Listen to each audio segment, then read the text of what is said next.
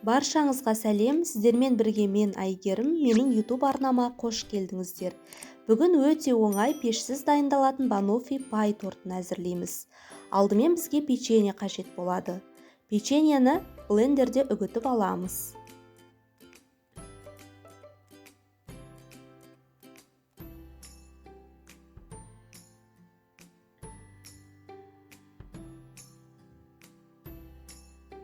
Дайын болған соң ыдысқа саламыз.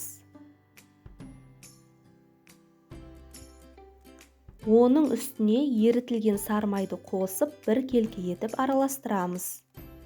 Осы біздің коржымыз болады.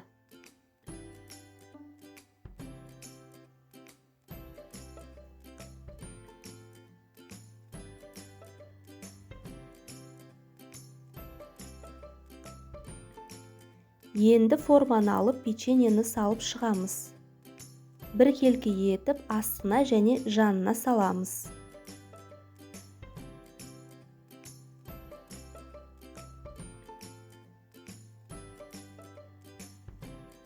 Сарымай қосылғандықтан печеньеміз бір-біріне жақсы бірігетін болады.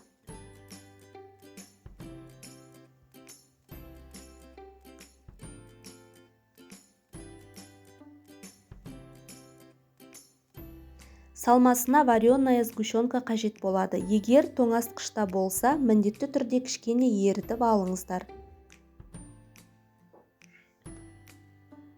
Оның үстіне туралған бананды салып шығамыз.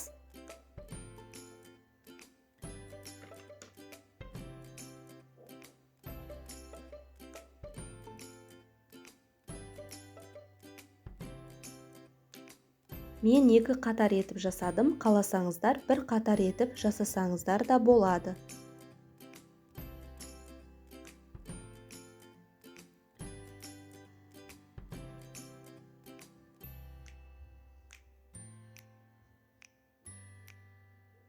Ал енді торттың кремін дайындап аламыз. Бізге салқын кілегей қажет болады. Ол кілегейді миксердің төменгі жылдамдығынан бастап араластырамыз. Кішкене қоюланған соң, үстіне қант ұнтағын қосып, тағы да араластырамыз.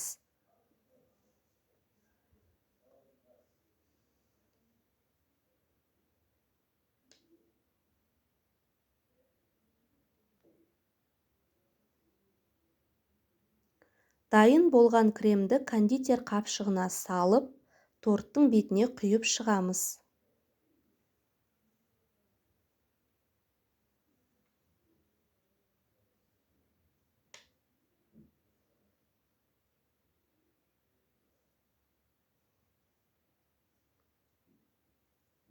Осы күйінде де қалдырсаңыздар болады, немесе шоколад жаңғақпен әсемдеп шықсаңыздар да болады.